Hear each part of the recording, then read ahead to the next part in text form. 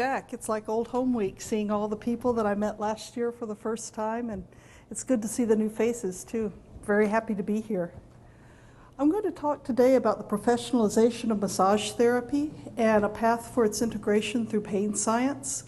And one thing I want to try to convey is this process is happening. I don't think it's being driven, but the process is happening. So I think there are some ways in which we can leverage some opportunities that are coming up, but we have to recognize them and talk about what the issues are. So that's what I want to raise here today.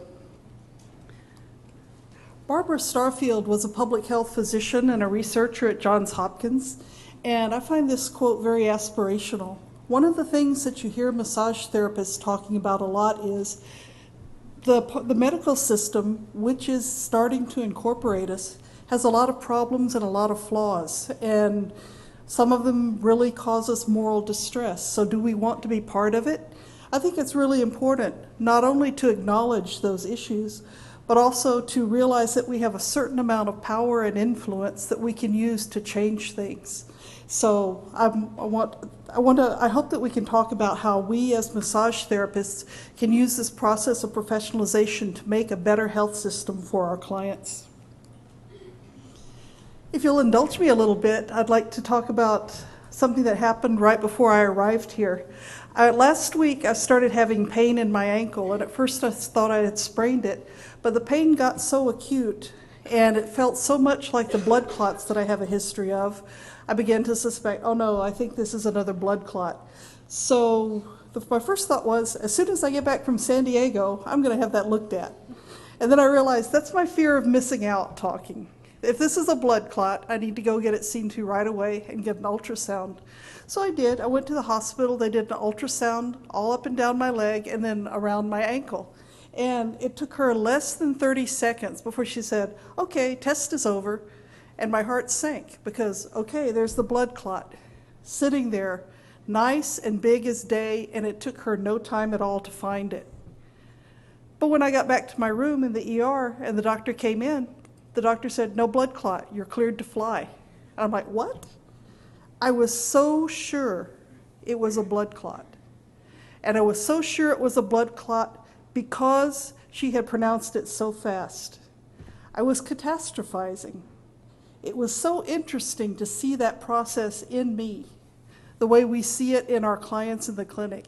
And the populations that I work with, they're very good at catastrophizing. The more you do it, the more likely it becomes you'll do it in the future, the easier you get it. So to see me doing the same thing that they do, and that they come in, and I try to gently, while remaining within my scope, talk to them about, it was a really interesting experience. This is what Robert Sapolsky's talking about when he talks about the sharpening of cognition and sensory thresholds. Scanning very quick and leaping to conclusions. So I just wanted to mention that. So today I want to talk about why is healthcare professionalism important? What situations do we massage therapists find ourselves in right now? And what do we aspire to, and how can we achieve that? So if some of this material is familiar to you, remember, we have a diverse audience here. We come at this from all different backgrounds, and I want to make sure that we're all on the same page about things. So if some of it seems like a review, that's okay, because we're going to build on it and synthesize it from there and draw new conclusions from it. So the motivation of this talk is building something better for the benefit of our shared clients. We have various disciplines here. We have a lot of massage therapists this year. We also have a lot of physical therapists. We have MDs. I believe we have nurses. We have chiropractors. We have naturopath. And I hope I haven't left anybody out. If I did, it was unintentional. But as you see, this is a whole group of people from many different backgrounds coming together because we want to do better for our clients. So I don't want this talk to be too inside baseball. I want to convey how important it is that massage therapy makes some changes for the benefits of our clients, and that those changes will radiate out through our working relationships. So one of the things that we'll talk about is what's going on with your MT colleagues, massage therapist colleagues. What can you rely on us for? But without a course change, there's some frank discussion on the internet about what the problems are now, what we're dealing with. Gayla Coughlin had a very pithy way of putting it. If we don't change course, massage therapy in the U.S. will continue to be shoved into a poverty corner as quacks. We need to address this. Massage therapy is good for people. People need it. We need to be talking about ways to get more good massage therapy to more people who could benefit from it. And we need to get out of the traps that are economically preventing us from being able to do that. So clinicians value us as potential teammates. There are several articles by Lois Downey, who's at the University of Washington, where I happen to study, and she looked at things like, can alternative practitioners be effective in promoting screening tests like for breast cancer? Because people go to alternative medical professionals, sometimes preferentially to going to biomedical professionals. She looked at, can we promote screening by getting complementary and alternative practitioners on board? Can we promote vaccinations by getting complementary and alternative professionals on board? So there is a recognition out there that we offer value for money. There's a recognition out there that clients really like massage therapy and that we have a lot to offer them. So what can we offer? What matters to our pain teammates is, well, this is a advertisement from a class that I took right before I came out here. So what they're looking at is the association between PTSD and chronic pain. And there's a lot of people in whom these are comorbid, and a lot of ways in which they actually drive each other on, kind of a positive feedback loop. So people have a lot of clients who are living with PTSD and chronic pain in a way that seems intractable.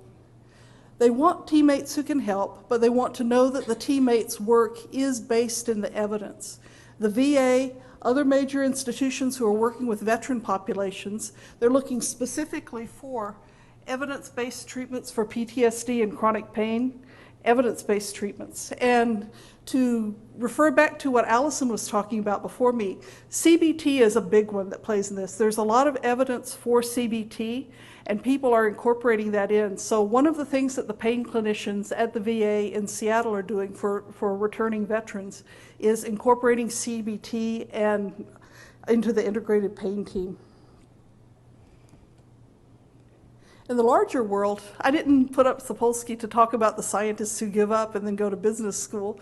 I just had this as an example because people sometimes think that science is just what people do, like in their basements and all. But no, it's everywhere.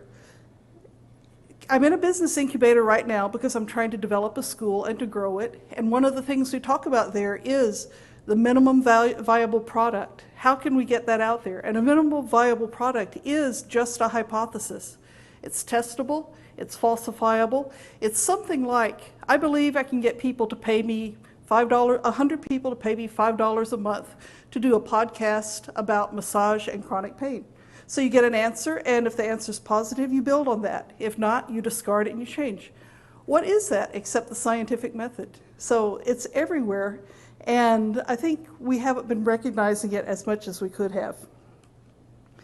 I'm going to assume good faith and good intentions when I talk about things. I'm going to talk frankly about problems we have and about ways that I see that we need to do some house cleaning, some taking care of things to be better teammates, better partners, and better providers for our clients. But I'm always going to assume good intentions and good faith on the part of other people. I'm not assuming that this is malicious or deliberate. We have to speak honestly, we have to speak frankly, but I'm assuming good faith and good intentions. I'm not blaming anyone, not shaming anybody. It's a systemic thing. It's no one individual's fault. But if we look back at what we have and how mainstream healthcare professionals learn professionalism, we see that we're missing something that they have. First of all, there's scaffolding. You start out slow.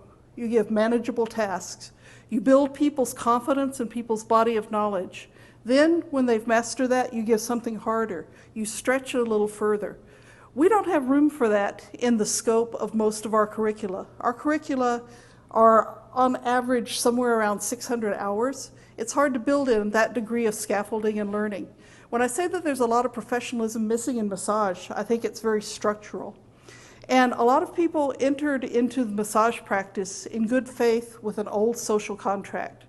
We've always been the industry that takes all comers. If you didn't have good luck in school or if you didn't have good results or you had disagreeable experiences, massage was there as a fallback.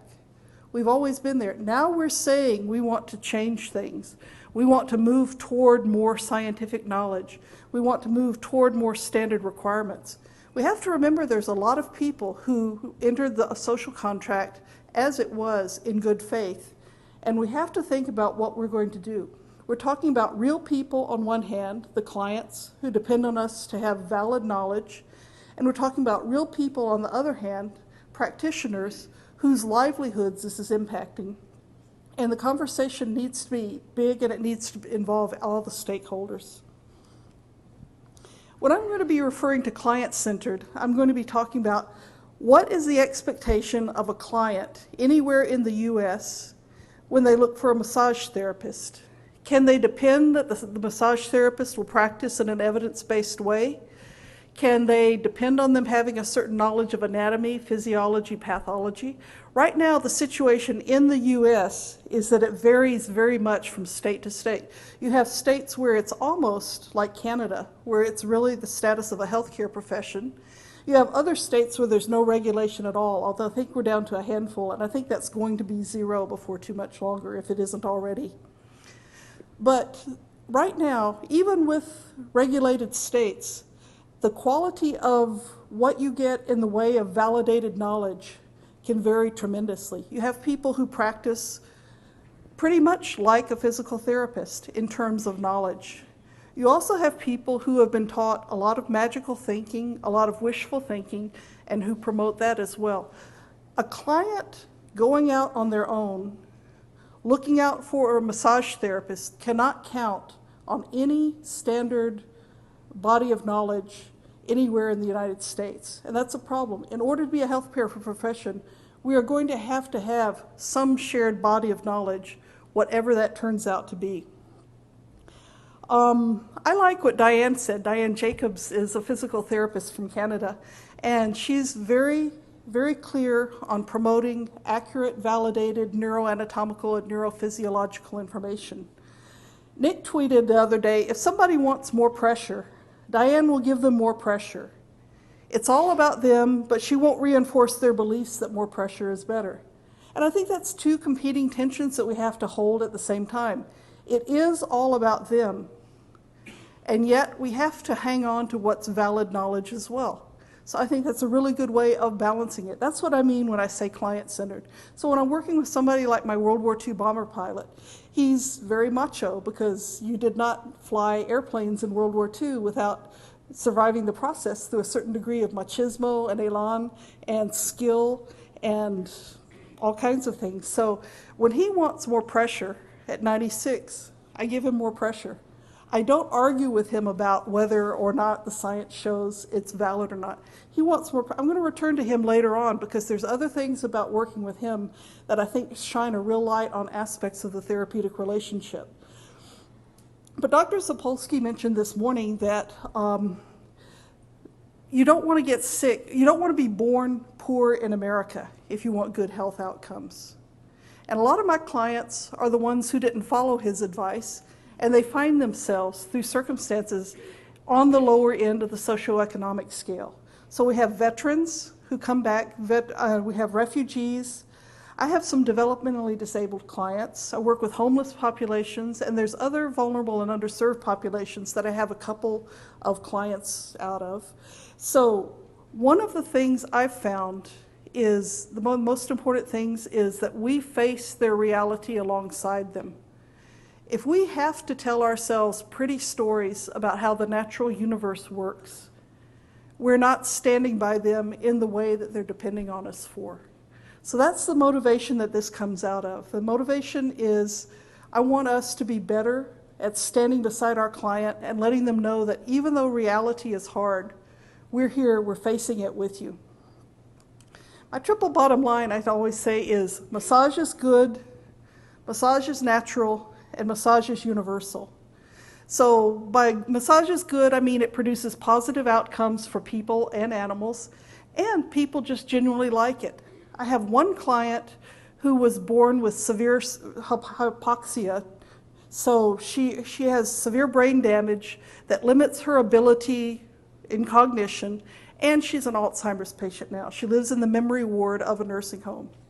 So my interactions with her are not filtered through a bunch of dissembling and a bunch of analysis and a bunch of language. Her reactions are very unfiltered. When I show up to see her, she chortles. When she gets sight of me, I hear her start a deep belly laugh as I start to walk toward her. And when she starts to realize the massage is over, when I'm on the next to the last foot, she howls, "No!" She really is very, very clear. It's very interesting to see, without any filters, any layers of language, just how important the massage is for her. It's really a very profound and humbling experience. When I say massage is natural, I mean it's found all throughout the animal kingdom. As a result, it's all of our shared heritage. Nobody owns massage. It comes to us by virtue of our being born in the natural universe. So since it doesn't belong to any one group of people, the best group of people to take care of it are the ones who can steward it in a sustainable way. Massage is universal in that across cultures it's found. As humans, we've invented or reinvented or rediscovered this many, many times, many, many different cultures, many, many different periods in history. It's also found that way across species, except for a couple of sun bears I happen to know who don't like having their feet touched. Except for those exceptions, pretty much everyone who I've massaged, whatever species, siamang, human, dog, cat, bear, everyone likes massage. And MTs, massage therapists, I found, are basically good people for the most part. I would not spend this much time and effort on such a hard problem if I didn't feel that it was worth the potential outcome. And most of the things I'm going to criticize come out of good motivations. People are trying to do the right thing, but they don't have sufficient guidance. They don't know what it is. They don't have the infrastructure. They don't have the guidance. They're doing their best, and it ends up being counterproductive, but the intention was always good. So, Dr. Benedetti published a paper about the physiology of the doctor-patient relationship. And there's a lot of phrases that do some heavy lifting here, like bottom-up processing. That's a whole course in itself, much less a topic we could talk about here. And top-down modulation, the psychological influences. And clients seek relief. So there's motivation to suppress discomfort, and there's reward mechanisms. And all of those, again, we're going through a lot of implicit knowledge here. He's referring to a lot of things that we're not bothering to enumerate. That comes into meeting the therapist, and the doctor's brain has empathy and compassion, while the patient's brain has trust and hope. This is where professionalism comes in. Massage therapists, almost to a person that I've met, are very empathetic and very compassionate. If that were enough, there wouldn't be any issues at all. We wouldn't have any problems. But it's not enough. Let's see. Sorry about that. Professionalism and trustworthiness mediate the way empathy and compassion interact with the client. Professionalism and trustworthiness are something that most professions cultivate in school through what we were talking about, the scaffolding, the structure, and the support. This is where we need more assistance. We need more help. And we often don't realize it's an issue because it's so implicit in other professions. Other professions get specific training in it, so they don't talk about it. We don't get the training, and we don't talk about it, so we don't even realize that it's a gap. So what is professionalism? Mario Bunge, the Argentinian philosopher, enumerated 5 characteristics that health professions share. Humanism is fundamental to professionalism because without it, greed and self-interest would rule. If you take the power differential between the therapist and the client and you add greed and self-interest, you have a race to the bottom. So humanism has to be paramount. Materialism counters supernaturalism. So we accept the germ theory of disease. We don't believe in miasmas anymore. Malaria is named bad air because we used to believe that's what it causes it. But nowadays, we don't treat bad air, we treat a protozoan, and so forth. Realism counters denialism and victim blaming. For example, teaching things like The Secret, I consider The Secret to be victim blaming extraordinaire. It teaches that the tsunami victims, for example, of the 2004 tsunami, it happened to them because they thought it. They didn't think positive enough, and therefore bad things happened to them. This doesn't have any place in a healthcare profession. It's victim blaming. The scientific method counters nihilism and dogmatism. Nihilism is we can't know everything, we can't know anything at all, therefore there's no point. Why make the effort? Why bother? Because incremental knowledge, we get a little further with incremental knowledge. And it counters dogmatism. Dogmatism is the idea that you're not permitted to ask questions. Scientists ask questions. And when cultures clash on that, we've seen what happens when a questioning culture encounters a dogmatic culture. Systems thinking counters oversimplification of complex natural phenomena. So when we're talking about working with someone with PTSD and chronic pain, there's no reason why their back hurts. There are multiple reasons that interact with one another and that generate emergent effects that in turn loop back into the relationship. And their pain is an emergent phenomenon from the interactions of all those factors and relationships. So if we think about things like, this causes pain, or this is the result of it, then we're vastly oversimplifying it. We're not doing justice to our clients. So the situation we find ourselves in right now, I looked at the point of contacts where massage therapy overlaps with the professional values that Bunge elaborated. And the word aporia is something that keeps coming to mind when I look at this, because there are so many intractable impasses, so many places where we don't share enough first principles to even have a reasonable dialogue. And if you're familiar with Quintner's discussion of pain as an aporia, you'll see that I'm using this slightly different. When he talks about the lived experience of pain, he uses the word aporia to mean a puzzle. It's something that doesn't yield its secrets to us. I'm talking about it as more of an impasse. We've reached a point where we can't go any further. It's a log jam. Something has to be done to break the log jam, because otherwise we're going to continue to go round and round in circles and never break it. So where does the practice of massage therapy in the U.S. right now actively contradict health professional values? That's where we're going to see some aporias take place. Oops. I keep pushing the wrong button. I suck with technology. Okay, so is this task even doable? That's a good question, because when we're talking about alternative medicine, we're not only talking about alternative content. We're talking about alternative epistemology, the ways we have of knowing things. If we can't agree on how we get knowledge, then we're never going to agree on the content of that knowledge, because we're not going to see the other's knowledge as legitimate. We've also got an alternative system of ethics as well. What is it acceptable to tell other people and represent it as the truth? So, for example, there is an aporia in the clash between what board certification means for NCB-TMB and what it means in the rest of the biomedical world. The NCB-TMB has nothing in place to avoid a conflict of interest.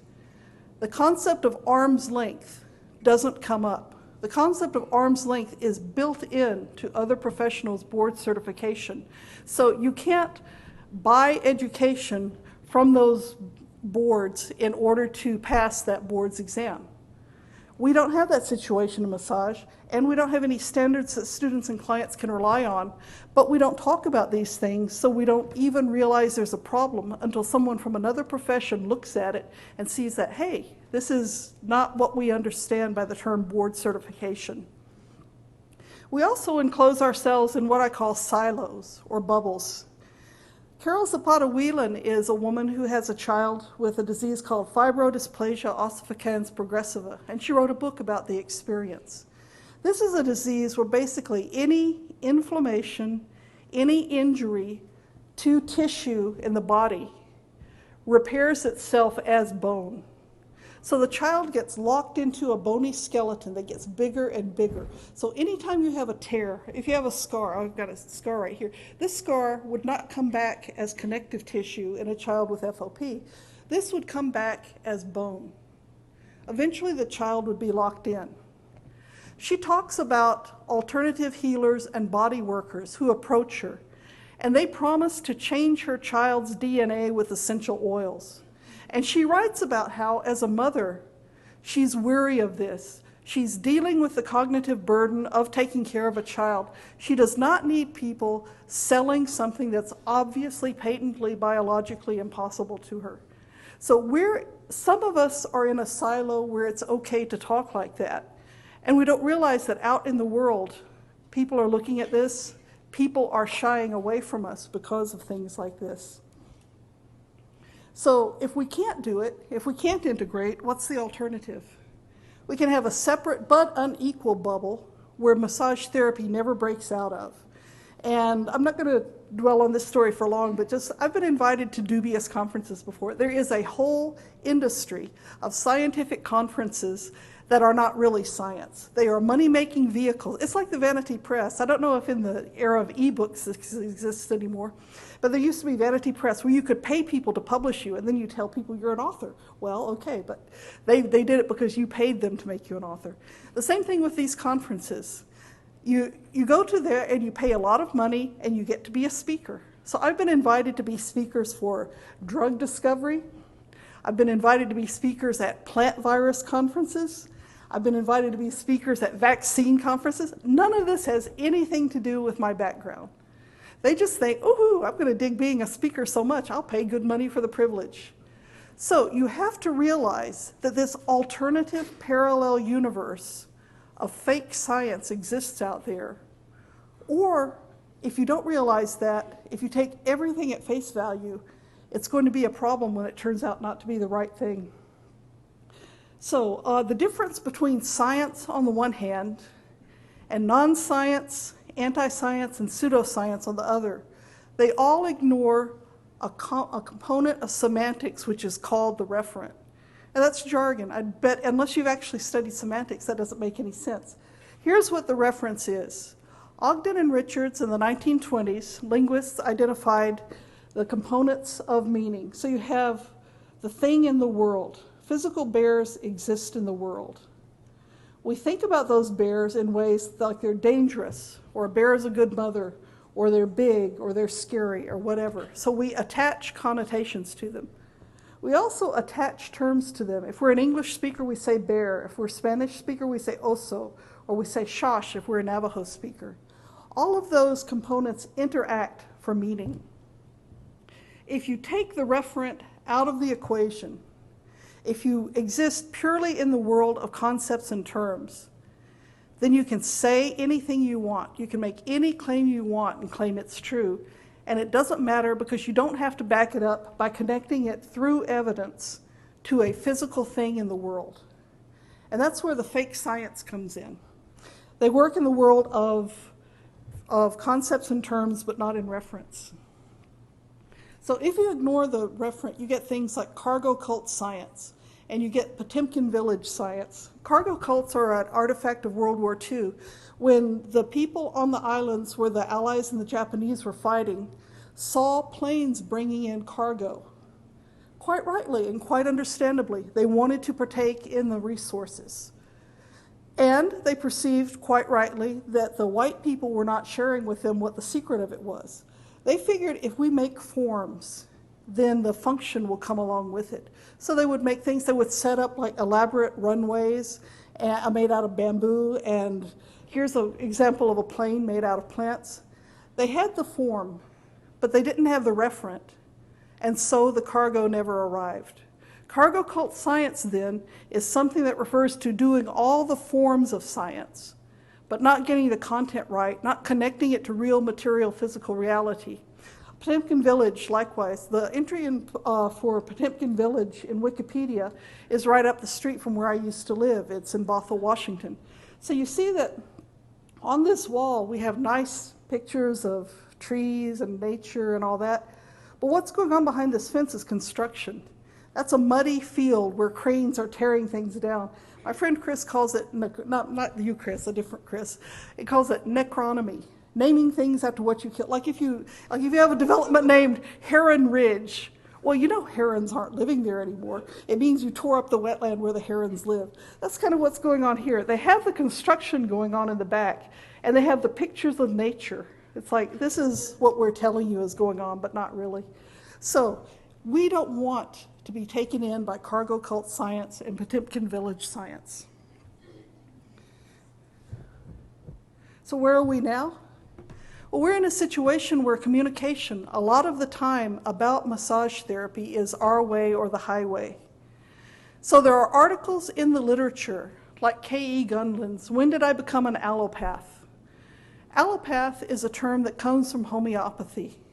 Samuel Hahnemann, actually I have more admiration for Samuel Hahnemann than you might think if you've seen my writings online.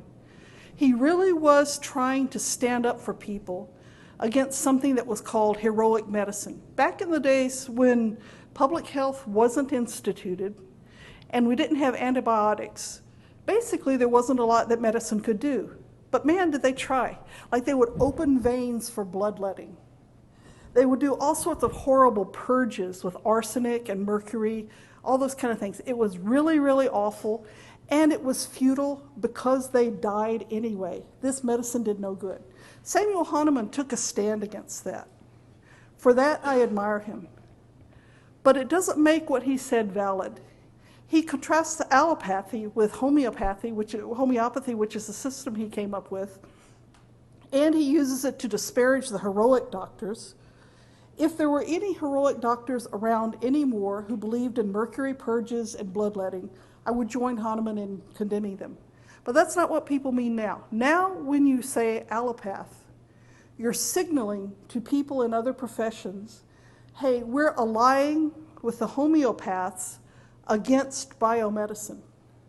Whether we realize that's what we're doing or not, that's what we're doing, and that's how it's perceived, and that gets in the way of building relationships with members of the professional healthcare team.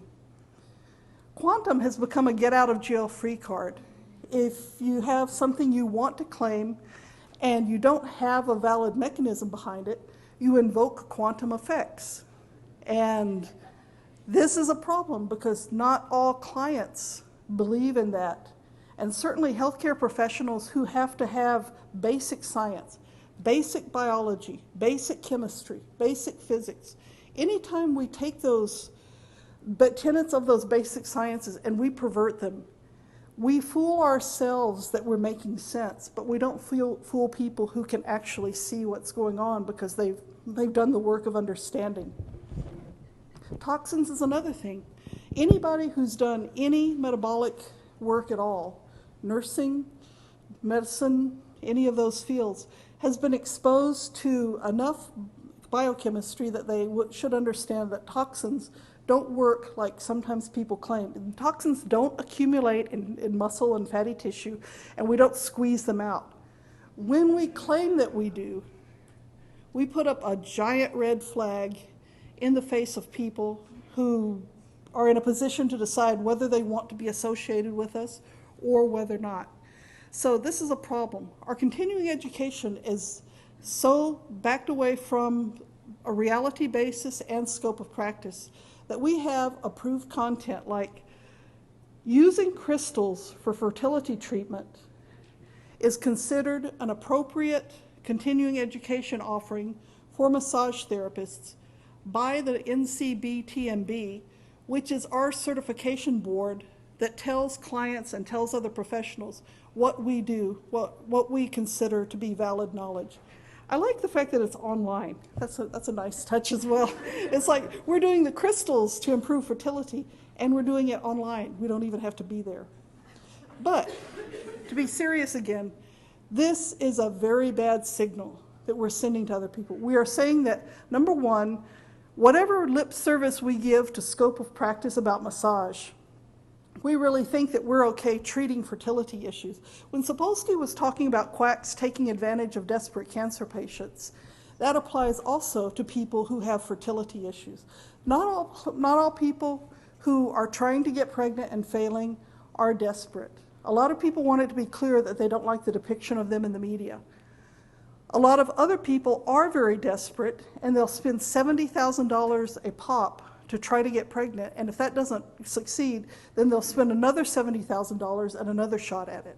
So this is an area where quacks really take advantage of people, and we do not want to be associated with that. When we claim that in the eyes of our certification board, claiming to treat fertility with crystals is not only something that makes sense in the natural universe, but it's okay for massage therapists to attempt to do, we're undermining ourselves very, very, very badly.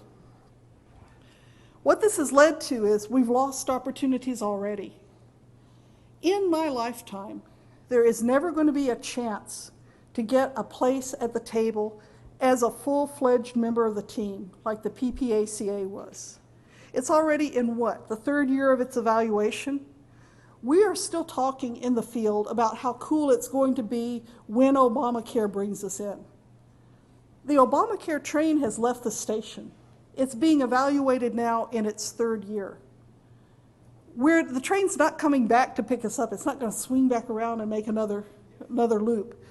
This is a huge problem. We are not aware in the field, by and large, how much what we're doing is costing us real opportunities. Keith Barrington is a neonatologist out of Montreal. He has a blog which is very influential for other people who work with very sick babies, and he's got a post on it that says, if massage is so good, then why is the research so bad? And you can read it. I'm not going to go into the abstract all the way. There are just a couple of things from this research out of the TRI that really, really shocked him. For one thing, they reported 2 good outcomes, but the 2 good outcomes are the same thing. They reported weight gain in absolute terms, and then they re-reported the same thing as a percentage. You don't get credit for the same thing twice. And if you don't realize you're reporting the same thing twice, this is a big problem. So we've burned a bridge with a potential influential decision maker who could have been in a position to listen to what we had to say, but now we've turned him off. MT needs humanism. Humanism is one of the values that Bunge articulated. We need it. And the good news is it's a natural fit for many of people who already are MTs. The values of massage therapists strike me, for the most part, as very good. People are caring. People do not want to discriminate on the basis of race, religion, gender, sex, any of those other things. But without any formal standard of education, without any supervision in a formal way after the last check clears and they get their license, and without any support in building up an infrastructure to help, then what that means in everyday clinical situations is people are on their own. I remember some of the things in the clinic that shocked me. In fact, my talk last year was what I wish I'd known about pain science when I started out. I was faced with reality in waves, just a tsunami of reality from people who had real problems that I couldn't even wrap my mind around. And I was not prepared for this. I wanted to do the right thing, and I had no clue what that was. What this turns into in real life then is you take somebody who is predisposed to listen, someone who's predisposed to being humble, someone who is curious, and who is willing to question preconceived notions. And it gets twisted to where it becomes groupthink. If you dare to ask a question about, well, maybe this doesn't work the way you think, you can get a lot of people pillaging you for that, or pillaring, I guess pillage isn't the right word, pillaring you for that, just because you've stepped outside their comfort zone. People are afraid when they're stretched, and it's the job of education to stretch people in safe ways.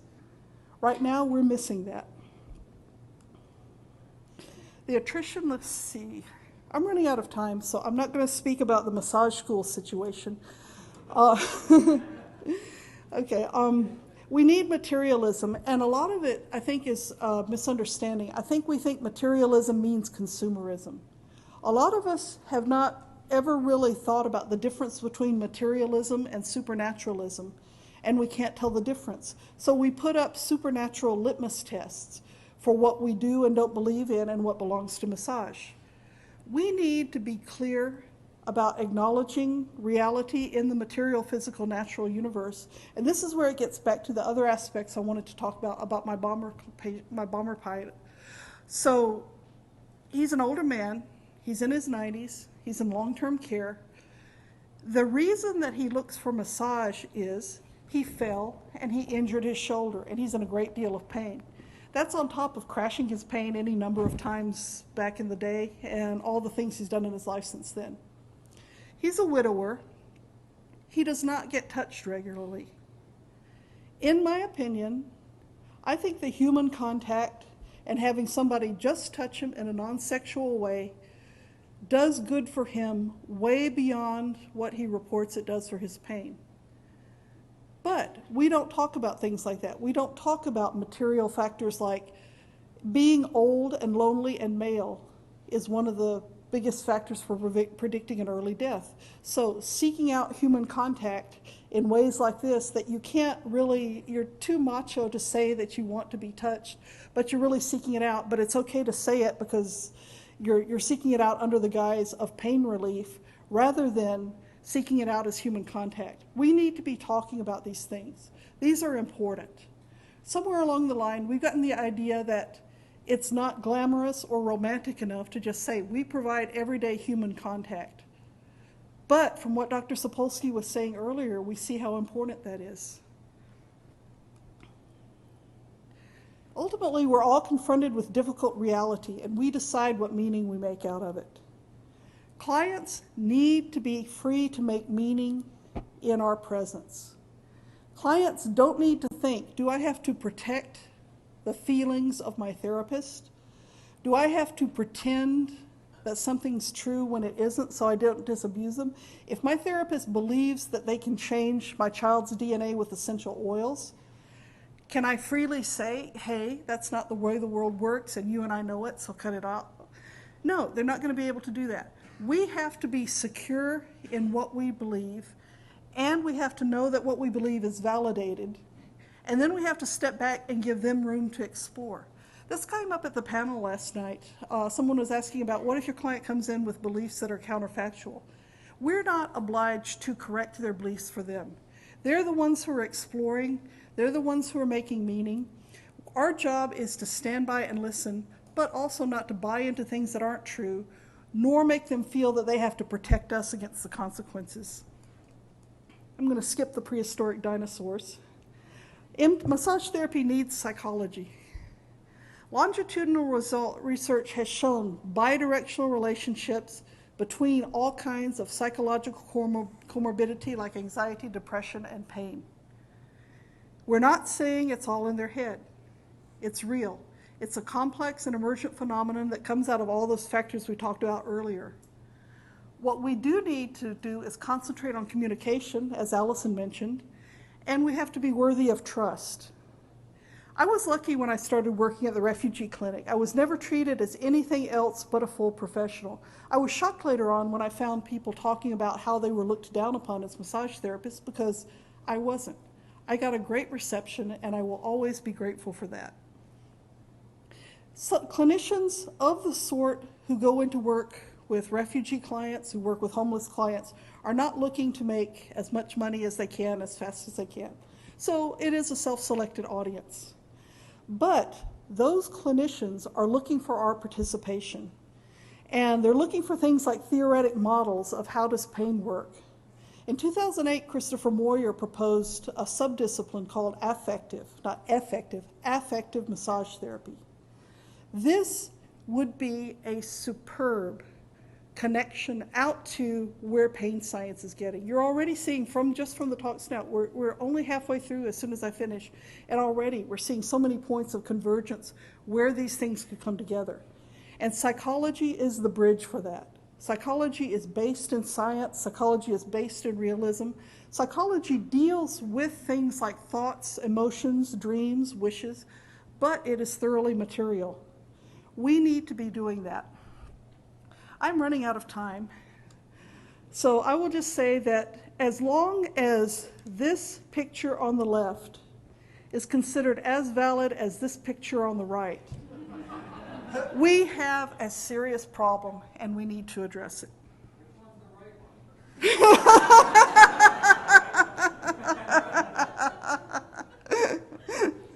More on that later.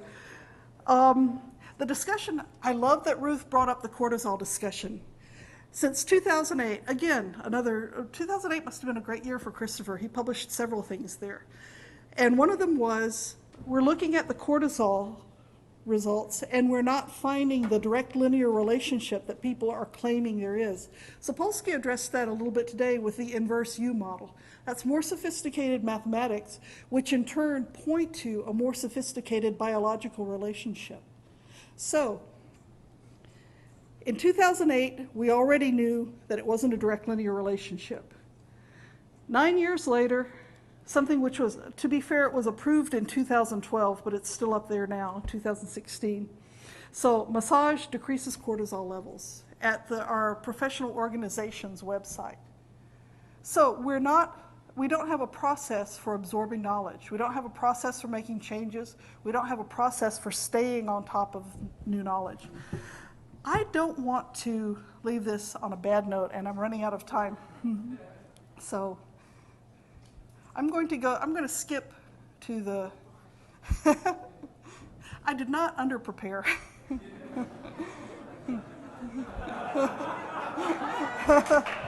Okay, 2 hours, yeah. Okay, number one, we're not alone. I've given you a lot of reason to despair, I think, about the state of massage therapy in the US. But I don't want to leave it at that. If I really believed it were hopeless and doomed, I would be doing other much more lucrative things. We have precedents in Canada and in New Zealand how massage therapy can be a full-fledged, serious healthcare profession. We have Bunge's principles that we can rely upon. We can bring those in. Nursing, physical therapy, and other allied health professionals have done this. Every healthcare profession started out with mistaken ideas. It doesn't mean we're doomed. It doesn't mean we can't fix this. It does mean that we have to make a commitment to change. So, one of the things that makes me optimistic about change is what's happening here and now. The San Diego Pain Summit is amazing. I'm very grateful to be a part of it because I think really history is being made. Rajam is a massage therapist. She got this started. She brought us all together. She got the speakers who started discussions we heard this morning that are like discussions at any scientific conference among scientists. We're at that level now.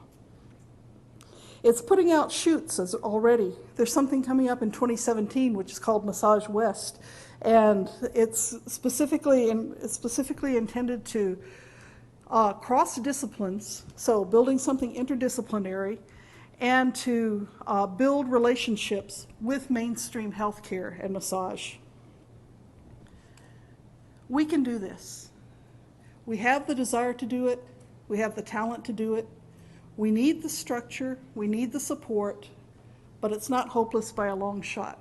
We need to leapfrog over the nonsense, much like, so there were places in the developing world that don't have the problems with telephone infrastructure like we did in the US and like they did in the former Soviet Union. They had all that cable laid, so when you wanted to go back and replace it with fiberglass, it was a big deal to do it. No, they just leapfrogged right over into digital communications. We can do this. Instead of trying to rebuild something that's broken, we can build new and better alternatives to take the place. We can cross the chasm to get out of the bubble that massage therapy is currently in. And as Laura Mosley said from this stage a year ago, we can challenge ourselves. I'm optimistic about the possibilities. It's a lot of work, but it's doable. There's a lot of individuals who care about it. They're very motivated, and we know how it works. We have allies. These allies want us to succeed, and they have knowledge to share with us. So.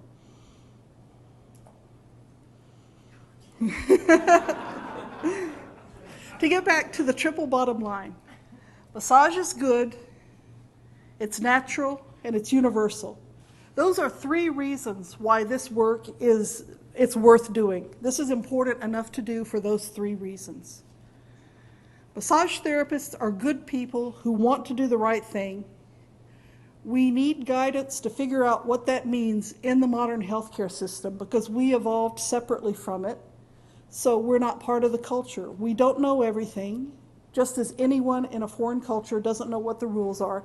We need guidance in learning what that is. And this is worth doing in order to get access to more massage for more people who could benefit from it. And by integrating with psychology and integrating with pain science, we have ways in which we can do this.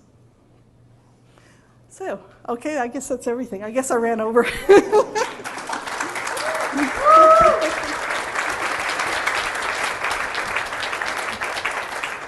Thank you. So we went a little bit over. So we'll have a little shorter Q&A session this time around. And I do have a question in the back. Hi. Hi. A lot of great information in here, and as a lot of people probably know, you and I are like-minded on almost all of this, so unsurprising that I would agree with it. I especially agree with you that this is all doable. I agree with you that this is a historic event moving in this direction. I agree with you that the people in this room really give a damn about this stuff. There is a piece that maybe you left out, and I would like to give you the opportunity to say something about it. You know, there's a line in the book and the movie, The Right Stuff, when they're talking about, you know, well, we'll get to the moon eventually, no problem. And a science reporter says, no bucks, no Buck Rogers, meaning you're going to need money. So do you have anything to say about where the money would come from to make these things happen? Yes, I have a slide about that. I don't know, I messed up. Let's see. In short, yes, I think this is a self-selected path. I don't think that everyone is going to agree with it. I think that people say that I am splitting the profession. I don't think so. I think I am bearing witness to the profession as people who believe in specific things start to self-select into different paths. And because I pointed out, I think there's a certain amount of kill the messenger involved in that. But the people who want to do integration will do it. The people who don't won't. And we're going to, yes. So I'm more sympathetic to our organizations than you might think. They're in an impossible position. They're trying to please diverse sets of stakeholders. You have stakeholders who wanted to be part of Obamacare, and you had stakeholders who wanted nothing to do with it. That's how we got the paralysis and the inaction that we got. You cannot have stakeholders under one umbrella that have directly contradictory desires, needs, interests, wants. That's the aporia I was referring to. It's going to split, and like-minded people are going to find each other across disciplines, like here. So pain and psychology, physical therapists, chiropractors, naturopaths, doctors, nurses, all of those are going to be working to going one direction. And massage therapy will be part of that team, but it won't be all massage therapists. And the money will come from building transdisciplinary teams. And that's a huge problem because people don't like to give money to something where they can't see directly where it goes. It's like the multifactorial conditions with chronic pain. People want to say, I gave you $200,000 and I got a building with my name on it. people don't want to say, I gave you $200,000 and 5 years down the road, there will be conference and books and research, but I can't really have my name on all of it because it's kind of vague what contributions led to it, but the whole thing emerged. That's the curse of interdisciplinary operations like this, like pain science, like informatics, which is my background. I don't know if I answered you or if I just threw a lot of words. I'm betting it. I'm satisfied that you addressed it. I'm betting that it will, but I can't guarantee that. Okay, so Raven, the first part of my question actually probably was started by that. As we all know, that there are serious problems in the profession, and part of that is because of a lack of standards. We have a lack of standards of education, of professionalism, of ethics. And unfortunately, that's usually controlled at the state level. What do you think of trying to get a two-tiered program so that those who want to become part of healthcare, who want to practice good standards and pain science and become part of evidence and reality-based practitioners can come up and above, and those who want no part of it can have their own thing that they do? What do you think about a two-tiered, and how would we do that given that it's all regulated by states? I think that's the only way to go. I think Canada's demonstrated that it can be possible, but if we can't agree on what we stand for, then there is no hope for clients knowing what we stand for.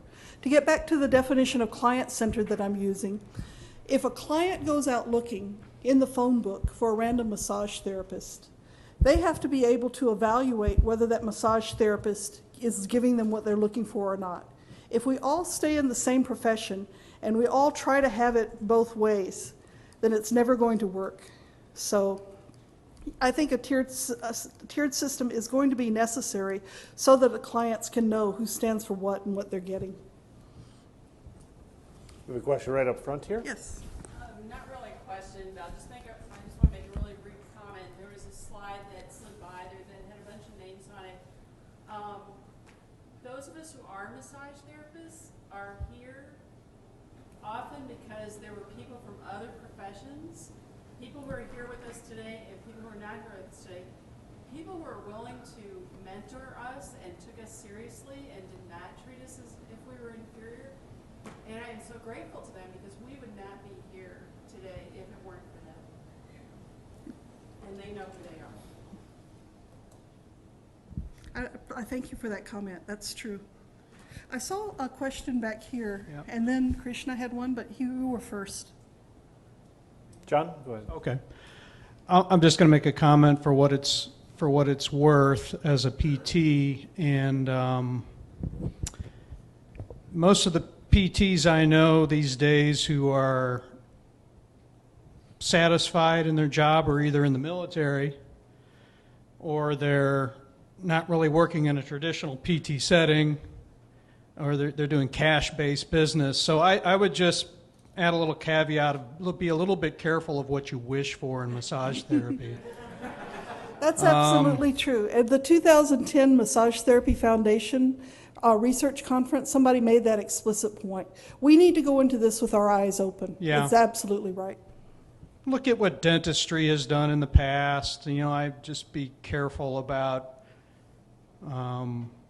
wanting to be considered a legitimate healthcare profession because there are lots of problems.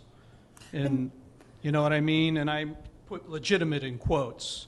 I agree, and I think that gets back to the Starfield quote, why I introduced it. If we're going to go into it and we're just going to become trons in a factory system, no thanks. Right. If we can bring some of the values that I see people in massage therapy having, if we can bring into that and we can carve out a way of practice that is consistent with that, I think it's worth doing. I don't think it's worth coming in to be like, $12 an hour factory assembly workers. Right. Oh, I didn't mean to insult people, but for what we're doing, we don't want to be on an assembly line. We want to create our own kind of practice Yeah. that's consistent with our values. And if we can't do that, I don't think it's worth doing. And I agree with you 100%, eyes wide open. We have time for just one more comment or question. Yep. Go ahead, Krishna. No. You're it. Make Hi, it Raven. good. Julie Tudor here. So if we were to switch to a two-tier system, I think that actually is part of a larger quandary of portability of all healthcare professions. And a standardized system of national health care currently doesn't exist here in the United States, whereas they do in Canada and New Zealand. Correct me if I'm wrong, but if you're practicing a PT in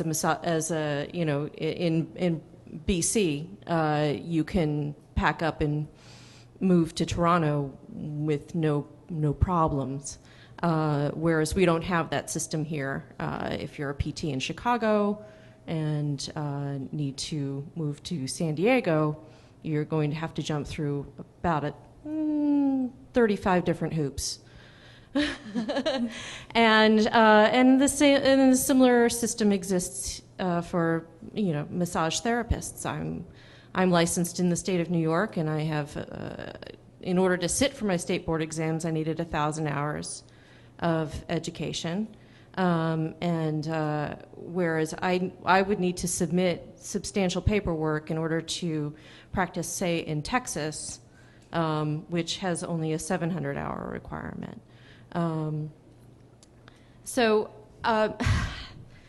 Without that standardized base to work with, what do you envision our next steps are?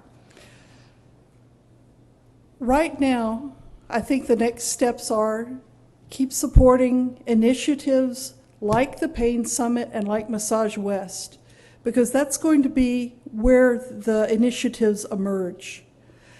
But just letting things emerge is not going to be enough. We need to know where we're going if we're going to be able to even get close to it, to be able to evaluate whether we've hit our target or whether we've missed it. In his article on affective massage therapy in 2008, Chris made a great point. Issues of reimbursement, issues of scope of practice, issues of ethics, all of these things, psychology has been dealing with them forever. There are other professions who have knowledge that we can leverage. It won't fit us exactly. We're not going to find an off-the-rack solution for what we do. But it's also not the case that no one has ever faced anything like we're facing before. There is knowledge out there that we can use, and we can avoid some mistakes from the past, and we will create our own new mistakes. That's just a given. But going into it, as John said, with eyes wide open, and having a clear sense of what our mission is, and a clear sense of what our goals are, that's basically what Barbara Starfield was saying that we need to do to create a better healthcare system. I actually messed myself up because I had a section about clear sense of mission and clear goals, action items, and I ran so long that I never got along to them. But I'd be very happy to share my slides with you, and I think that will address some of the issues you're talking I'd about. love a copy, and I think I'm reflecting the wishes of many of us here in the room to be able to have access to your slides. I'd be happy to. Let me see what Rajan's plans are for it, but I will make it available. You're the bomb. Love you, Raven. Thank you. Thank you. Everyone, please.